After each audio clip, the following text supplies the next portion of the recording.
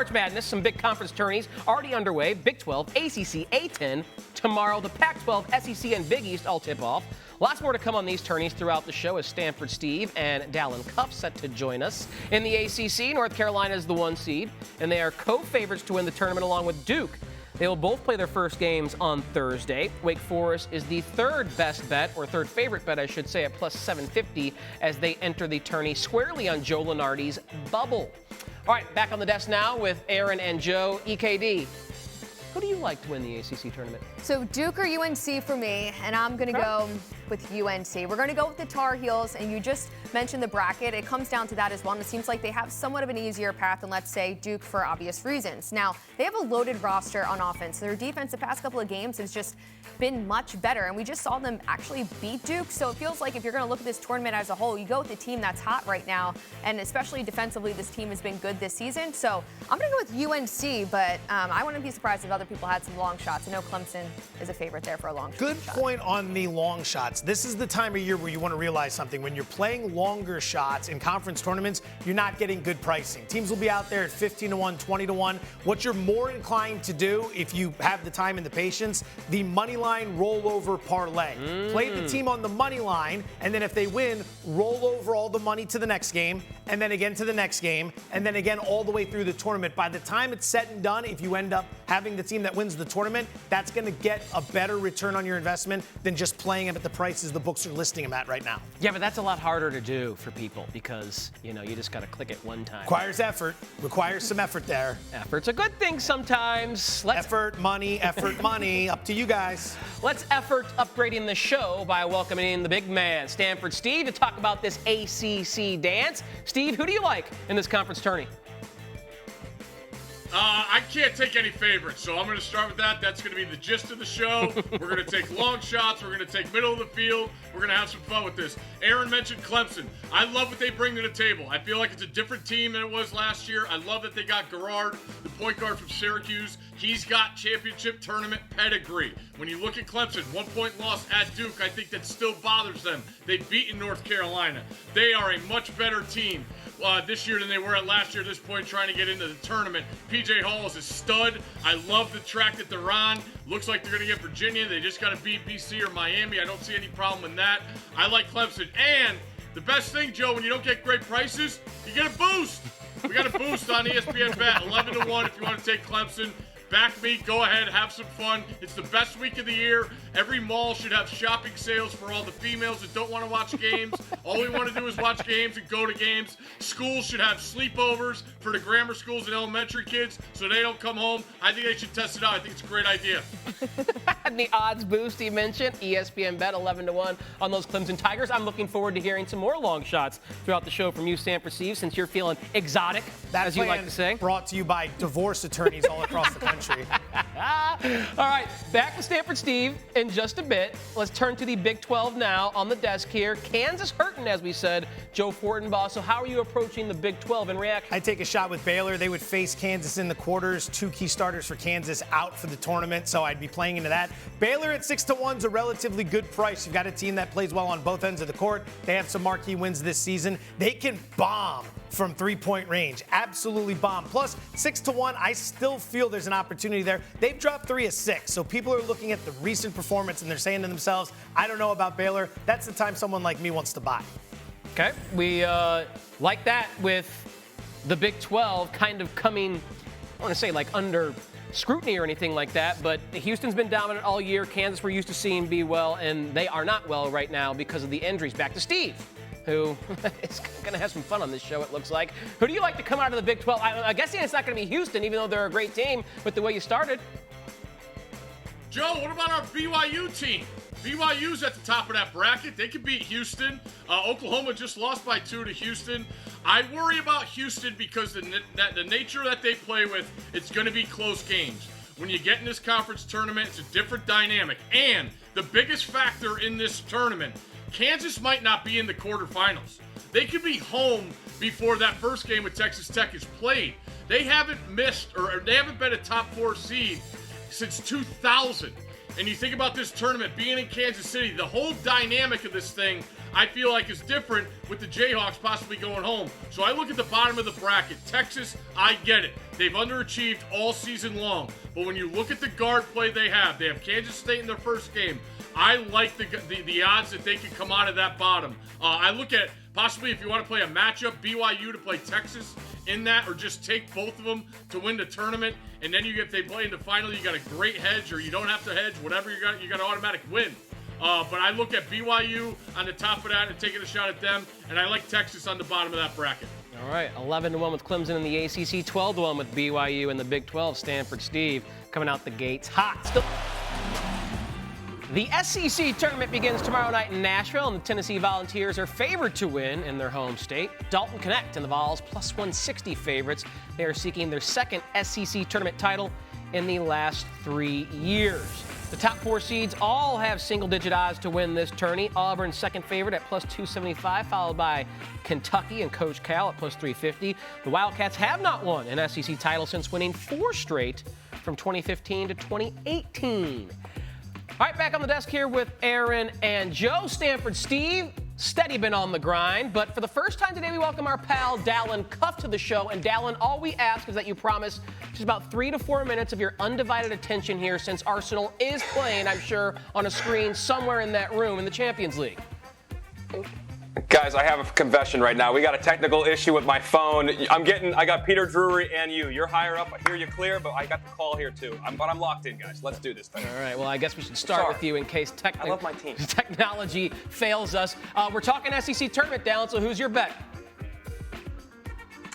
Here's the thing. I mean, I do think, obviously, Tennessee's the best team. I think they outlasted everybody, and great stretch run they went on. But they got to be a little banged up, a little tired, and they're competing for a 1 seed. I'm looking elsewhere. I do think Kentucky, and the fact that they can defend, if they defend at even a decent level, scoring with them is really tough. We just saw them obviously go beat Tennessee in Knoxville. So they have an unbelievably talented team. They are on the opposite side of Tennessee. I like Kentucky, but the really interesting play here I do think is Florida. Yes, they do not have a double bye. They are the 6th seed, but they are in that bottom part of the bracket with Kentucky. I like their draw overall at 18-1. I think there's value. We just heard Stanford Steve want to take some flyers. I feel him on that. I like their matchup with Alabama if it's a 3-6 game. I like them if they can play Kentucky. I think either one of those teams is going to win this thing. So my money is going to be between the Cats and the Gators value, I think, is tremendous. I like them long in the NCAA tournament, too. I just really think this team is coming to their own. Their guards are great. Their bigs have played at a high level. That's where I'm at. I agree with you on Kentucky. If I was going to bet somebody here, it would be them. Reason being, maybe their defense isn't as good as, let's say, Tennessee, but we also saw them play really good over this past weekend, and they were able to actually go and beat Tennessee. And then if you look at based on the bracket, Auburn and Tennessee, they are the 2 favorites, of course, but Kentucky kind of has an advantage of where they're based in the bracket. And let's say they're worst case scenario, they have to play Bama. Well, they already beat them 117-95 earlier this season. So we know the SEC is extremely competitive, but at the same time, if I'm going to take anybody, I'm looking at Kentucky. All right, let's go back to the big fella. How are we going to get funky in the SEC, my friend? Well, we're going to have to go off the graphic that we showed because they're not even on the list. A flyer that is worth taking is Arkansas. Oh. They're the last seeded teams. They just lost to Vanderbilt, but they scored 90+ against Kentucky. They scored 90 against Alabama. Listen, I'm not saying that it's a good bet. I'm saying we want a flyer, we want action. First day of the tournament, you got a team that's playing. Arkansas was picked to finish 3rd in the conference, the biggest underachieving team in the world, but Musselman and that staff, I just feel like this time of year, they're very, very good. I think it's worth a shot, but I'm with Dalen. On the bottom of that bracket, Florida is a team. I love the muscle of the guards. They always got bigs that are athletic and can play, and they are not fear. They don't fear anybody. They've brought in the pace and dictated tempo in games that they've played. Go back to that crushing loss they had at Alabama. Not many teams have succeeded there, but I look at Florida as a very, very dangerous team, especially when you look at the prices, as Dalen pointed out. So a flyer in Arkansas up top, Florida on the bottom. Make it 3. I'll go ahead and join both of them on that one with Florida at 18-1. They're getting hot at the right time. They're priced at 18-1 because a lot of times you look at the big picture of what they've done all season and you say, it's not all that impressive. They were really banged up early in the year. They're finally getting healthy. If you go back to January 1st and count from then on, they're a top 25 team in the country from a defensive standpoint. They don't have to deal with Tennessee on that side of the bracket, as Dalen mentioned. They've got a big-time resume that features wins over Alabama, Auburn, and Kentucky this season. like I said, hot at the right time. So I'm with Steve. I'm with Dalen as well. I'd be playing Florida at 18-1. I don't know if that Arsenal game is at the intermission or something, but Dalen has completely been locked in, so much so that he wants to respond to what everyone said here. What's up, Dalen? Yeah, I say it in jest, guys. I want my voice to win, but I'm locked in right here. Steve, I love you to death. What? Arkansas? I mean, that is a serious flyer. Like, this team they are not good. They've got all types of locker room issues from all different angles. I feel like that team is out. I'm not sure all in Musselman is. I like them. I see your price, but they may not make the first game. I know you want action, but holy cow, I was shocked where that flyer was coming from. I did not see Arkansas, and you're a bold man. It's a flyer. When you walk out of the gates at Columbia's campus on the poles, you see all those flyers? You ever look at one? No, it's just a flyer. Take a shot. That's all it is. All right. I thought I've looked at one or two flyers. I try to avoid the ugliest one on the polls. I try to look for one that's more aesthetically pleasing. There you go. You know, I could have picked a different flyer there, but we're good. That's all good. Well, Dalen, he said he was going to have fun here on this show in this conference tournament action, so strap in. I'm sure that's not the first flyer you're going to hear from Stanford Steve. In the Big East, UConn is a minus 150 favorite to win. The Huskies have not won a conference tournament since 2016, and that was the American Athletic Conference when they were a part of that. Marquette won last year's tourney, and they are plus 550, but we'll see if Tyler Kolek is able to suit it up for the Golden Eagles. That is, of course, significant. All right, back with the Goon Squad. Dalen, we're starting with you here again. UConn finally picks up a win in this tourney. Is that something you think we're saying by Sunday or not? I think we are. At this point, they're so good, and they can win in so many different ways. They can win in a half-court game. They can win up tempo. They can grind you. They can out-execute you. They defend at a very high level, and we know so many different guys can score. I can't bet against them. Now, I'm not betting with them because there is no value. I'm excited to see which flyer of Big Steve is going to take here. But if only team I'd bet here, because you mentioned Kolek and his injury, that concerns me. So I'm not going to put any money in Marquette. I wouldn't be surprised if Shaka Smart didn't play him here and focuses on the NCAA tournament if you need to get him fully healthy. Oblique injuries are tricky. I would lean to Creighton, opposite side of the bracket. There are a lot of desperate teams in this Big East. The Big East bubble is like 3 or 4 teams deep, but I like the Creighton's matchup, probably Providence in the second round. I think Aduro will struggle with Kalkbrenner as he did a little bit in the regular season. If they play Marquette without Kolek, I like Creighton again. Creighton has already beaten UConn at home. I don't think they do it, but if you want to take another play, and plus it's 3-1 your money, I believe right now, go with the Blue Jays. All right, Steve, here's your chance. We know UConn's not going to be any fun, so what is a long shot worth it in the Big East? No, I will say UConn, I think, is the best bet as a favorite of any of the major conference tournaments. You look at what that tournament's been to them before, they went to the American Conference. It's an absolute sin that UConn might play St. John's on Friday, and that game is at 5:30 in the afternoon. That's a joke. Big East semifinals are 7 o'clock prime time. Anyway, down in the bottom of the bracket, Villanova is a team that is on the bubble. They have a couple guys that made that Final Four run in Jay Wright's last year. When I look at that team, they've gone to Creighton and won. They lost an absolute heartbreaker to Creighton this past weekend. When you saw the look on Moore's face after Creighton makes that go-ahead shot, it just said to me, this is it. They have to go there and win. I like the draw. No Kolek with Marquette. Where the hell are they going to be seated in the NCAA tournament if we don't see him back in uniform? And I think Villanova just has the ultimate back against the wall mentality. I think it's worth a flyer all the way on the bottom of that bracket. 6 teams have already punched a ticket to the NCAA tournament. 5 more slated to join them tonight. The CAA, NEC, Horizon League, Summit League, and WCC will all crown a conference champion this evening. Erin? It's time for a public place for Champ Week. The most popular pick in the Big 12 is on a team that has never won a Big 12 tournament title.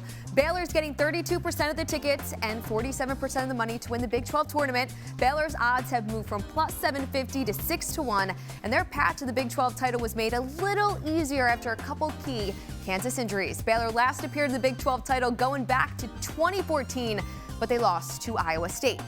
Moving to the ACC, North Carolina has been the most popular bet. The Tar Heels have gotten 42% of the tickets and over half the money to win the ACC at ESPN Bet. And since North Carolina officially launched sports betting yesterday, 2/3 of the tickets have been on the hometown Tar Heels. UNC last won the ACC Tourney back in 2016 when it was held in Washington, D.C., and the tournament this season is going right back to our nation's capital. And the most popular conference tournament bet has been a long shot. USC has gotten 52% of all tickets to win the Pac-12 title. USC opened 60-1 to win the tournament, but they've been bet all the way down to 16-1. The Trojans are just 14-17 this season, but have a talented roster on paper, including Isaiah Collier, Boogie Ellis, and Bronny James. USC last won the conference tournament in 2009 when a guy named DeMar DeRozan was named conference tournament MVP. Tyler, back to you. Thank you, Erin. That is intriguing that USC is so popular. So I need to bring Dalen and Steve back to discuss this Pac-12. I'll start with you, Steve. Should USC, being such a public team, give you pause before betting them? Yeah, I'm scared as heck right now. I got him at 35-1. I thought it was a great bet. By the way, that DeMar DeRozan run straight out of Compton was the best at the old Staples Center. Incredible run they had back then. Hopefully for Hussein, I got a ticket, but now I think with this much money on them, it's a lost cause. I like the idea that they just beat Arizona. They've been a covering machine. They went and lost a tough one at Wazoo, lost a tough one at Colorado, but they were in those games. They've showed a lot more fight. But when it comes down to it, I think Colorado is finally healthy for the first time all year. You see them sitting on the bubble. I like them out of the bottom. I thought I had a good thing with USC, but yeah, I'm not feeling great about it anymore. Yeah, I think that's interesting, Steve. I like with 60-1, love it. 35-1, good. 16-1, not so much. And it really is about their path. You're right. This team has played better. We know the talent they have, but they haven't been able to congeal that play with those guys and congeal all year long. That said, Arizona's playing them in the quarterfinals. And Arizona's issue this year is when they put their foot on the gas and they play to their level, nobody in their league can compete with them, and there's only a couple teams in the country. The problem is the stop-start nature. When they think they're going to win, there's a mentality issue here where they just take their foot off the gas. They play USC in that first game for them, and it would be the 1-9 game. They're going to have their foot on their gas ready to go. And when I look at the rest of this bracket, I think they're going to get to the final. My thing at the bottom, though, is I like Colorado, too. Washington State, bear in mind, did sweep Arizona. Talk about motivation again. If they see Wazoo again, those guys are going to be lighting up to win Tommy Lloyd's third straight Pac-12 championship. They played Colorado twice this year, won by 20 and almost 40. I think this team, again, has a mental thing going on where they do not bring it every single time they step on the floor. And if they have that opportunity, Colorado does, where they've won 6 straight and they have talented players, they have future lottery pick in themselves and Cody Williams and other Tristan Da Silva, Simpson, other guys around them that can really hoop, and they're playing finally at the level we thought they would. Give me Colorado over 5-1.